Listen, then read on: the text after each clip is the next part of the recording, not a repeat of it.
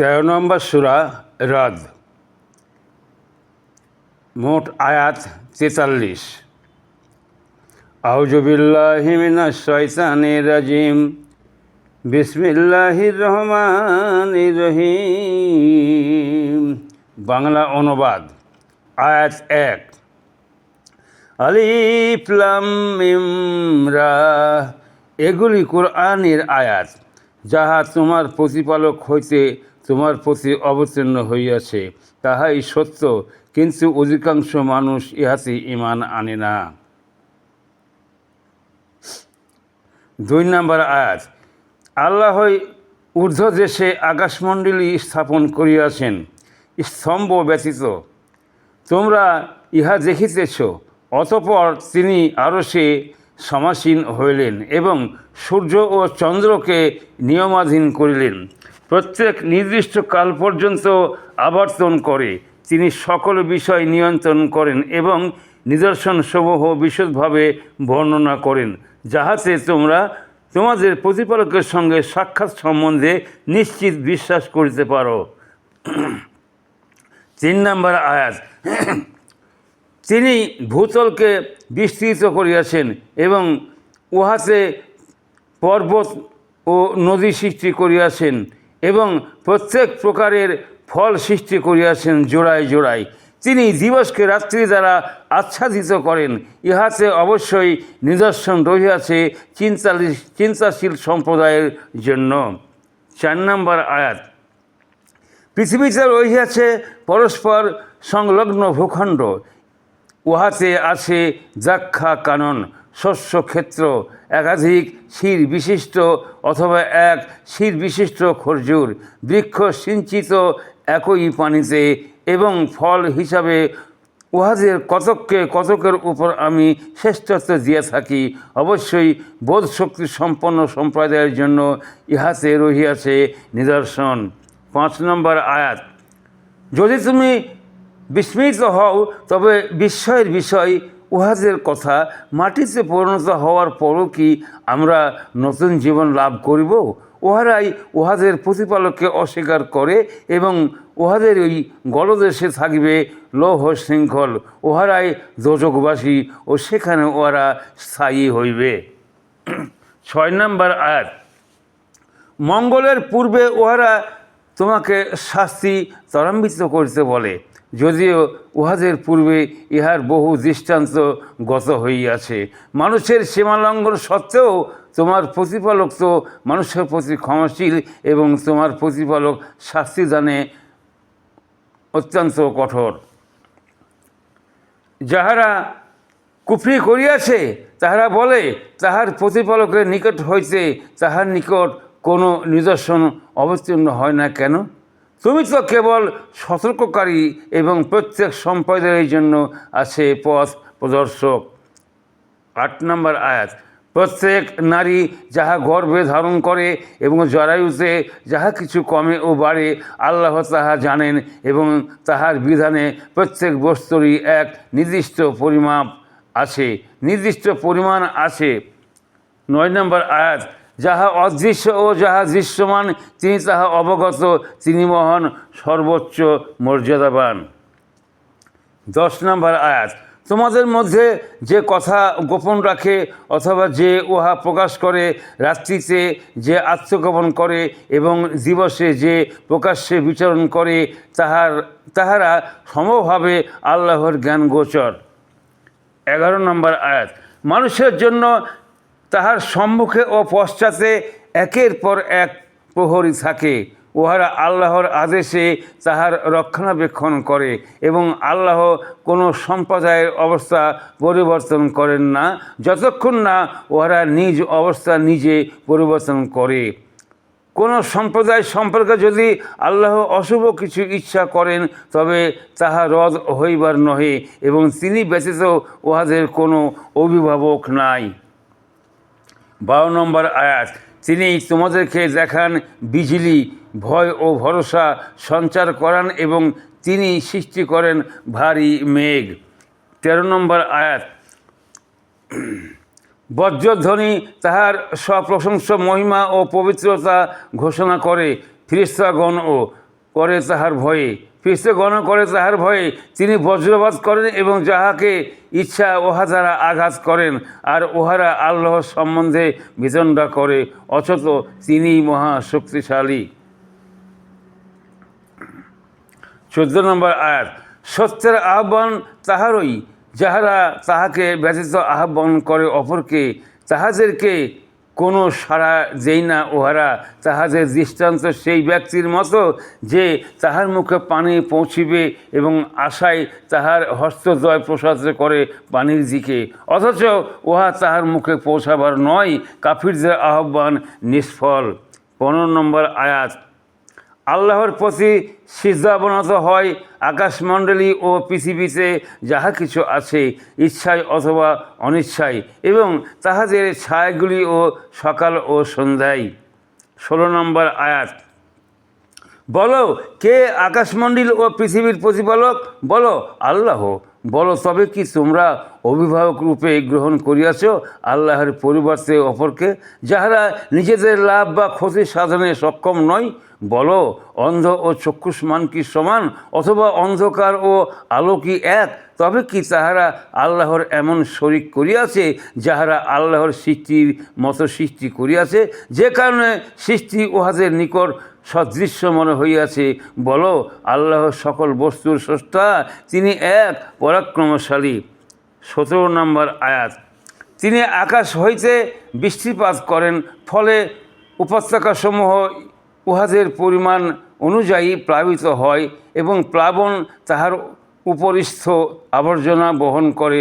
এই রূপে আবর্জনা উপরিভাগে আসে যখন অলঙ্কার অথবা তৈজসপত্র নির্মাণ উদ্দেশ্যে কিছু অগ্নিতে উত্তপ্ত করা হয়। এইভাবে আল্লাহ সত্য ও অসত্যের দৃষ্টান্ত দিয়া থাকেন। যাহা আবর্জনা তাহা ফেলিয়া দেওয়া হয় এবং যাহা মানুষের উপকারে আসে তাহা জমিতে থাকিয়া যায়। এইভাবে আল্লাহ উপমা দিয়ে থাকেন। 18 নম্বর আয়াত, মঙ্গল তাহাদের যাহারা তাহাদের প্রতিপালকের আহ্বানে সাড়া দেয় এবং যাহারা তাহার ডাকে সাড়া দেয় না। তাহাদের যদি পৃথিবীতে যাহা কিছু আছে তাহা সমস্ত থাকিত এবং তাহার সঙ্গে সমপরিমাণ আরও থাকিত, উহারা মুক্তিপণ স্বরূপ তাহা দিত। উহাদের হিসাব হইবে কঠোর এবং জাহান্নাম হইবে উহাদের আবাস। উহা কত নিকৃষ্ট আশ্রয়স্থল। 19 নম্বর আয়াত, তোমার প্রতিপালক হইতে তোমার প্রতি যাহা অবতীর্ণ হইয়াছে তাহা যে ব্যক্তি সত্য বলিয়া জানে, আর যে অন্ধ তাহার কি সমান? উপদেশ গ্রহণ করে শুধু বিবেক শক্তি সম্পন্ন গণেই। 20 নম্বর আয়াত, যাহারা আল্লাহকে প্রদত্ত অঙ্গীকার রক্ষা করে এবং প্রতিজ্ঞা ভঙ্গ করে না। 21 নম্বর আয়াত, এবং আল্লাহ যে সম্পর্কে অক্ষুণ্ণ রাখিতে আদেশ করিয়াছেন, যাহারা তাহা অক্ষুণ্ণ রাখে ভয় করে তাহাদের প্রতিপালককে এবং ভয় করে কঠোর হিসাবকে। 22 নম্বর আয়াত, এবং যাহারা তাহাদের প্রতিপালকের সন্তুষ্টি লাভের জন্য ধৈর্য ধারণ করে, সালাত কায়েম করে, আমি তাহাদেরকে যে জীবনোপকরণ দিয়াছি তাহা হইতে গোপনে ও প্রকাশ্যে ব্যয় করে, এবং যাহারা ভালো দ্বারা মন্দ দূরীভূত করে, উহাদের জন্য শুভ পরিণাম। 23 নম্বর আয়াত, স্থায়ী জান্নাত উহাতে তাহারা প্রবেশ করিবে এবং তাহাদের পিতামাতা পতিপত্নী সন্ততিদের মধ্যে যাহারা সৎকর্ম করিয়াছে তাহারাও এবং ফিরিস্তাগণ তাহাদের নিকট উপস্থিত হইবে প্রত্যেক দ্বার দিয়া। 24 নম্বর আয়াত, এবং বলবে তোমরা ধৈর্য ধারণ করিয়াছ বলিয়া তোমাদের প্রতি শান্তি, কত উত্তম এই পরিণাম। 25 নম্বর আয়াত, যাহারা আল্লাহর সঙ্গে দৃঢ় অঙ্গীকারে আবদ্ধ হইবার পর উহা ভঙ্গ করে, যে সম্পর্ক অক্ষুণ্ণ রাখিতে আল্লাহ আদেশ করিয়াছেন তাহা ছিন্ন করে এবং পৃথিবীতে অশান্তি সৃষ্টি করিয়া বেড়ায়, তাহাদের জন্য আছে লানত এবং তাহাদের জন্য আছে মন্দ আবাস। 26 নম্বর আয়াত, আল্লাহ যাহার জন্য ইচ্ছা তাহার জীবন উপকরণ বর্ধিত করেন এবং সংকুচিত করেন, কিন্তু উহারা পার্থিব জীবনে উল্লসিত, অথচ দুনিয়ার জীবন তো আখিরাতের তুলনায় ক্ষণস্থায়ী ভোগ মাত্র। 27 নম্বর আয়াত, যাহারা কুফরি করিয়াছে তাহারা বলে, তাহার প্রতিপালকের নিকট হইতে তাহার নিকট কোনো নিদর্শন অবতীর্ণ হয় না কেন? বলো, আল্লাহ যাহাকে ইচ্ছা বিভ্রান্ত করেন এবং তিনি তাহাদেরকে তাহার পথ দেখান যাহারা তাহার অভিমুখী। 28 নম্বর আয়াত, যাহারা ঈমান আনে এবং আল্লাহর স্মরণে যাহাদের চিত্ত প্রশান্ত হয়, জানিয়ে রাখো আল্লাহর স্মরণেই চিত্ত প্রশান্ত হয়। 29 নম্বর আয়াত, যাহারা ঈমান আনে ও সৎকর্ম করে পরম আনন্দ এবং শুভ পরিণাম তাহাদেরই। 30 নম্বর আয়াত, এইভাবে আমি তোমাকে পাঠাইয়াছি এক জাতির প্রতি যাহার পূর্বে বহু জাতি গত হইয়াছে, উহাদের নিকট তিলায়াত করিবার জন্য যাহা আমি তোমার প্রতি প্রত্যাদেশ করিয়াছি, তথাপি উহারা দয়াময়কে অস্বীকার করে। বলো, তিনি আমার প্রতিপালক, তিনি ব্যতীত অন্য কোনো ইলাহ নাই, তাহারই উপর আমি নির্ভর করি এবং আমার প্রত্যাবর্তন তাহারই নিকট। 31 নম্বর আয়াত, যদি কোনো কোরআন এমন হইত যার দ্বারা পর্বতকে গতিশীল করা যাইত, অথবা পৃথিবীকে বিদীর্ণ করা যাইত, অথবা মৃত্যুর সঙ্গে কথা বলা যাইত, তবুও উহারা ইহাতে বিশ্বাস করিত না। কিন্তু সমস্ত বিষয় আল্লাহর ইখতিয়ারভুক্ত। তবে কি যাহারা ঈমান আনিয়াছে তাহাদের প্রত্যয় হয় না যে আল্লাহ ইচ্ছা করলে নিশ্চয়ই সকলকে সৎ পথে পরিচালিত করতে পারিতেন? যাহারা কুফরি করিয়াছে তাহাদের কর্মফলের জন্য তাহাদের বিপর্যয় ঘটিতেই থাকিবে, অথবা বিপর্যয় তাহাদের আশেপাশে আপাতিত হইতেই থাকিবে, যতক্ষণ পর্যন্ত না আল্লাহর প্রতিশ্রুতি আসিয়া পড়িবে। নিশ্চয়ই আল্লাহ প্রতিশ্রুতির ব্যতিক্রম করেন না। 32 নম্বর আয়াত, তোমার পূর্বেও অনেক রাসূলকে ঠাট্টা বিদ্রূপ করা হইয়াছে এবং যাহারা কুফরি করিয়াছে তাহাদেরকে আমি কিছু অবকাশ দিয়াছিলাম, তাহার পর উহাদেরকে শাস্তি দিয়েছিলাম। কেমন ছিল আমার শাস্তি? 33 নম্বর আয়াত, তবে কি প্রত্যেক মানুষ যাহা করে তাহার যিনি পর্যবেক্ষক তিনি ইহাদের অক্ষম ইলাহগুলির মতো? অথচ উহারা আল্লাহর বহু শরিক করিয়াছে। বলো, উহাদের পরিচয় দাও। তোমরা কি পৃথিবীর মধ্যে এমন কিছু সংবাদ দিতে চাও যাহা তিনি জানেন না, অথবা ইহা বাহ্যিক কথা মাত্র? না, কাফিরদের নিকট উহাদের ছলনা শোভন প্রতীয়মান হইয়াছে এবং উহাদেরকে সৎ পথ হইতে নিবৃত্ত করা হইয়াছে। আর আল্লাহ যাহাকে বিভ্রান্ত করেন তাহার কোনো পথ প্রদর্শক নাই। 34 নম্বর আয়াত, উহাদের জন্য দুনিয়ার জীবনে আছে শাস্তি এবং আখিরাতের শাস্তি তো আরও কঠোর, এবং আল্লাহর শাস্তি হইতে রক্ষা করিবার উহাদের কেহ নাই। 35 নম্বর আয়াত, মুত্তাকিদেরকে যে জান্নাতের প্রতিশ্রুতি দেওয়া হইয়াছে তাহার উপমা এইরূপ, উহার পাদদেশে নদী প্রবাহিত, উহার ফলসমূহ ও ছায়া চিরস্থায়ী। যাহারা মুত্তাকি ইহা তাহাদের কর্মফল এবং কাফিরদের কর্মফল দোজক। 36 নম্বর আয়াত, আমি যাহাদেরকে কিতাব দিয়াছি তাহারা যাহা তোমার প্রতি অবতীর্ণ হইয়াছে তাহাতে আনন্দ পায়, কিন্তু কোন কোন দল উহার কতক অংশ অস্বীকার করে। বলো, আমি তো আল্লাহর ইবাদত করিতে ও তাহার কোনো শরিক না করিতে আদিষ্ট হইয়াছি। আমি তাহারই প্রতি আহ্বান করি এবং তাহারই নিকট আমার প্রত্যাবর্তন। 37 নম্বর আয়াত, এইভাবে আমি কোরআন অবতীর্ণ করিয়াছি বিধান রূপে আরবি ভাষায়।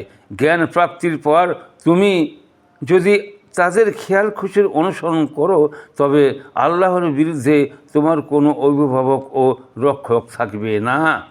38 নম্বর আয়াত, তোমার পূর্বে আমি তো অনেক রসুল প্রেরণ করিয়াছিলাম এবং তাহাদেরকে স্ত্রী ও সন্ততি দিয়াছিলাম। আল্লাহর অনুমতি ব্যতীত কোনো নিদর্শন উপস্থিত করা কোনো রাসূলের কাজ নয়। প্রত্যেক বিষয়ের নির্ধারিত কাল লিপিবদ্ধ। 39 নম্বর আয়াত, আল্লাহ যাহা ইচ্ছা তাহা নিশ্চিত করেন এবং যাহা ইচ্ছা তাহা প্রতিষ্ঠিত রাখেন এবং তাহারই নিকট আছে উম্মুল কিতাব। 39 নম্বর আয়াত, আল্লাহ যাহা ইচ্ছা তাহা নিশ্চিহ্ন করেন এবং যাহা ইচ্ছা তাহা প্রতিষ্ঠিত রাখেন এবং তাহারই নিকট আছে উম্মুল কিতাব।